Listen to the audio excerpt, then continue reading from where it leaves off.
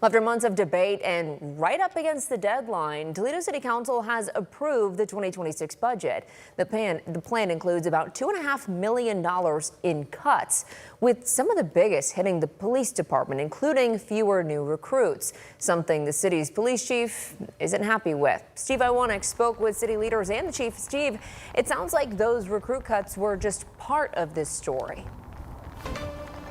Yeah, Kaylee, good evening. The 5 reductions to the upcoming recruiting class is just the start of a number of cuts, including City Council's decision to not renew the subscription for the department subscription to ShotSpotter, as well as some other cuts. And that's left Toledo Police Chief Michael Trenley feeling frustrated.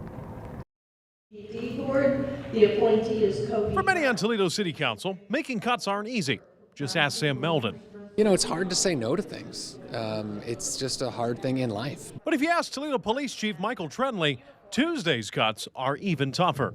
By the end of the year, we're going to see something that we're going to have to redesign and restructure our police department. Council finalized the city's 2026 budget on Tuesday, totaling just over $1 billion, with $389.5 million in the general fund, down about $2.5 million from Mayor Wade Kapsakavich's original proposal. And for Councilman George Sarantu, more cuts are still coming in the next 2 years. We need to continue to make reductions. We certainly don't want to harm the services to the public, and I think this budget continues our commitment to public safety.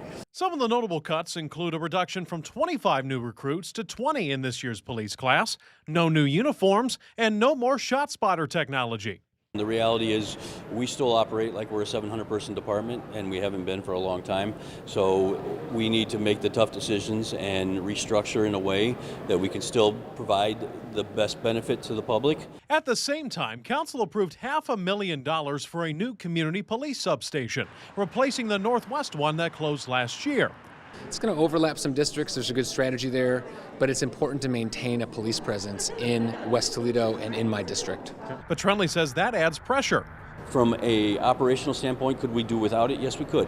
But from a community standpoint, it's something that our community wants, so we are responsive to our community. For Councilwoman Teresa Morris, she feels the budget could have done way more for the police. She pushed to renew the ShotSpotter subscription and says without it, Toledo is more dangerous.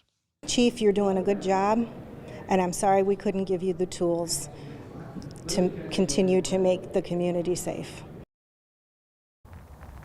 Now, I reached out to Toledo Patrolman Police Association's Local 10 President Mike Haynes for his thoughts on the cuts that were announced today, and he called the decision to reduce the recruiting class, quote, disheartening, and that he believes that less officers down the line will lead to slower response times and higher crime rates here in Toledo. For a full list of the cuts that were made today by City Council, you can view it right now on our website and our story on WTOL.com.